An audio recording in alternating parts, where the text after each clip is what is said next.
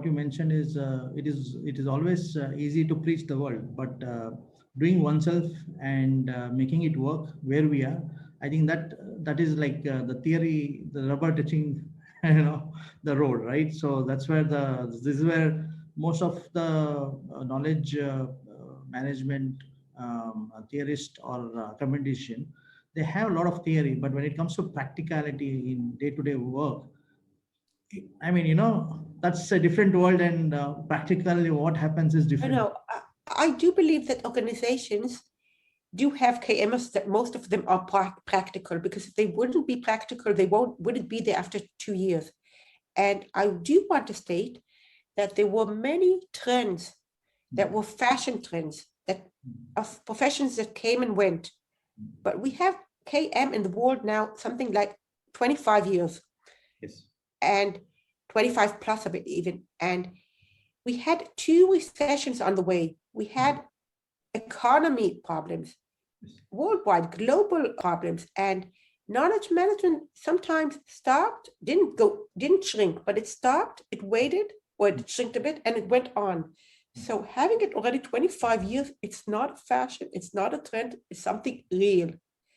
Now, I want to go back to what I said about how about the standard, to say, I want to pass another message. Please. And here I'm calling the public organizations, and here I'm calling the government organizations. If you will decide and announce and declare that 5 years from now, you are no more working with organizations that do not have 3041, a KM standard, you will give the suppliers time to organize, time to prepare themselves, time to certificate themselves with the KM standard. Why do the public, the government organizations why do you want to do it? You want to do it because if your suppliers, as every organization, are based on the knowledge, and if they manage their knowledge, and if they excel in it, you get better services and you get better products. So it is beneficial to government, to public organizations, also to private organizations that buy services and buy products, to define it as a mandatory aspect. You cannot do it now from now to now because no one has it. Yes. You can't say that you'll do it from next year because no one can prepare themselves in such a short period. But you can define each one and one of you, every country, and I would be glad to hear about the first country that does it. We didn't do it yet in Israel. Okay. That you are demanding organizations 5 years from now to be all of them KM certified, ISO certification.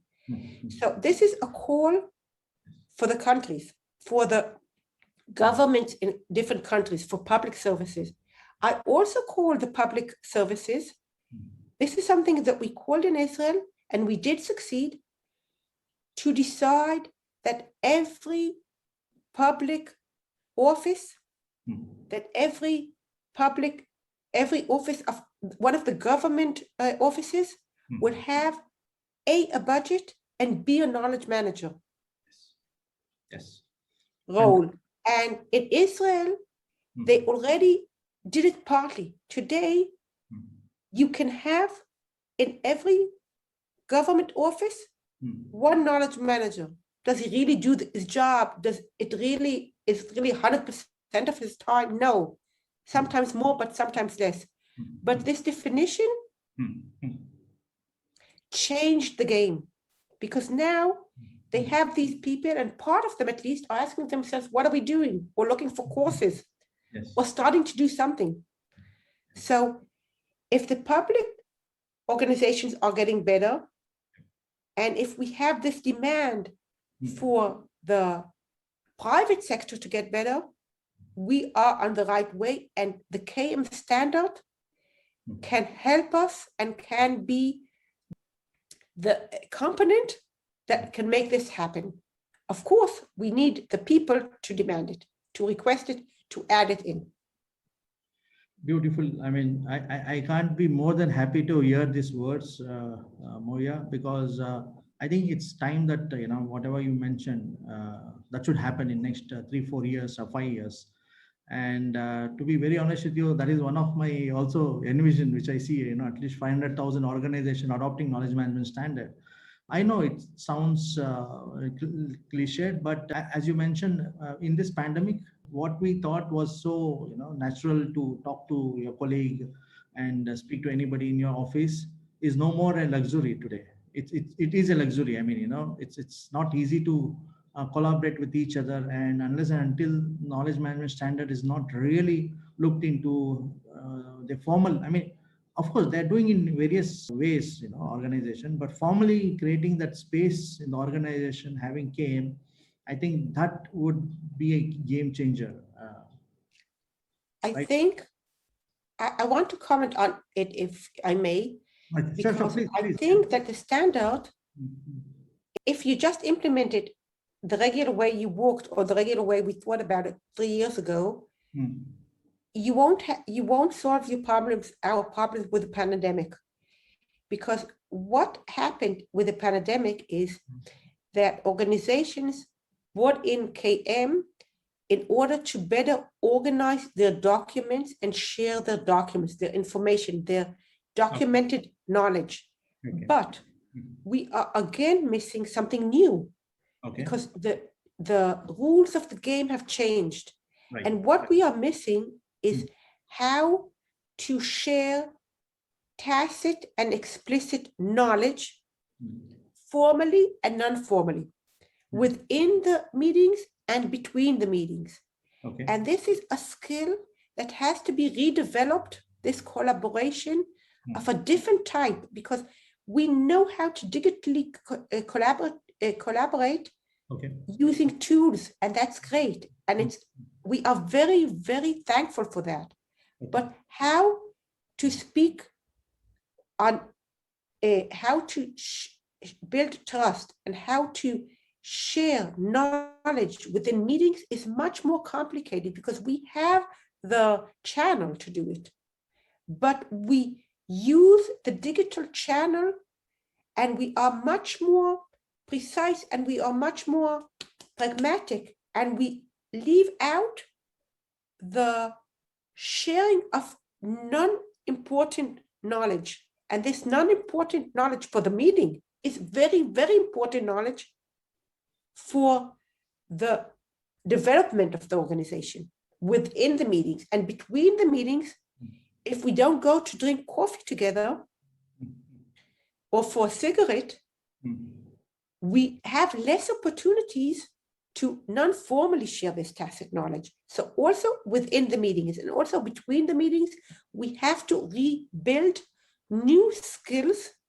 And it is also a task, but our hands are full of tasks, and I'm all the day writing things that when I go to pension or when I have more time, I do also this and that and that. So I promise to try and deal with it all, but one or two at a time, because we have so many great ideas how we can enhance knowledge management in order to get to this vision, in order that this dream will not be only a dream, and we will have better KM, better organizations, and better society.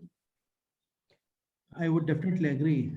And I also believe that, the more we are working from home and the social isolation professionally is also increasing. This is what I was saying to one of my colleagues. Being in office, you're able to see everything. You're able to hear everything, directly, indirectly. You feel you're connected to what's happening around you in your organization, in your department, your function. So somehow you get to know that, but now you're sitting in between four walls. Whatever emails you come, whatever you see, and whatever somebody speaks in the meeting, there's the only limitation what you have to perceive what's happening. So I think this, what you mentioned earlier, I think is very, very important point for us all to think over as to how to develop this kind of collaboration in isolation. So, yes, and I want to go back to KMGN, because one of our projects that Vadim Sheriev, that chair, is now advancing. His main initiative has to do with collaboration. And we are starting to develop these skills, how to collaborate better digitally. Okay. Not only, but digitally, because we have the COVID-19 in mind, and we have the change that would stay with us also after COVID-19 has ended. Yeah. So we are already working on it, and Vadim is leading us in this initiative. Okay. Oh, that's a very good news. Yeah, that's very important, I guess. I think some of these good practices, if also kind of put together and also disseminated through this medium of global network, I think So, it's bringing I just want to mention 4 people who are helping on this initiative with the chair from Russia, Vadim. We have Olga from Russia, Arthur Shelley from Australia, Madan from India, and myself. So it's a great project. Many people, and Sergey also from Russia. We have many people. We have a small circle, and then we have many surrounding us, all working together on this project. And we hope that it would take time, but we are already advancing. Okay, that's really great to hear, actually. And as I already mentioned, attending the first AI class, it is really very, very impactful and very meaningful, because it's always a new insights. I mean, learning is never ending. So for us as a knowledge management professional, such kind of global collaborative, and there's one body of knowledge like PMI and or various other bodies. There are some bodies. I mean, if KMGN can take place that central role in disseminating, in developing a body of knowledge, and as you mentioned, which is already in your methodologies, which can be easily available to everybody. I think that would really cement our community much closer. Okay. And yeah.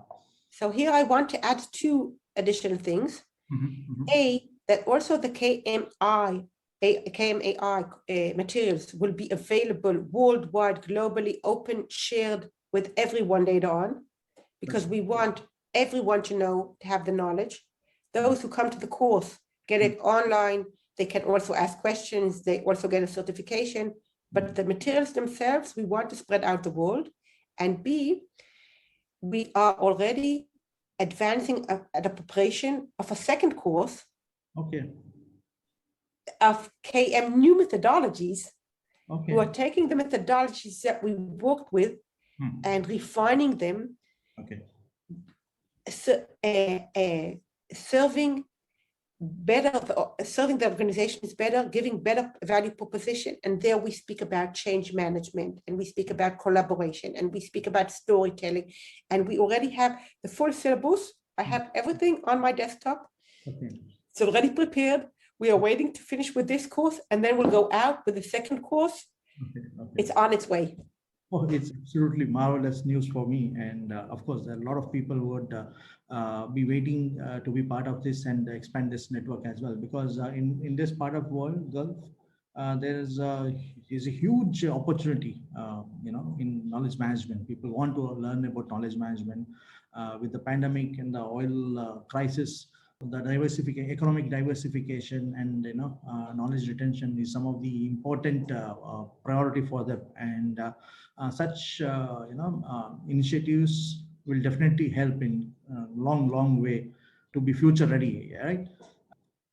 Now, and a final comment before you go to the next question. You would be very glad to hear that this course that we already designed also has an ISO lesson, ISO 3041 lesson. Oh yeah, that's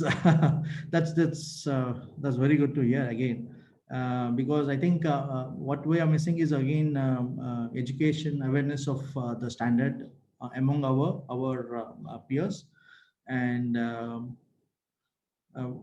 education among the managers and business leaders.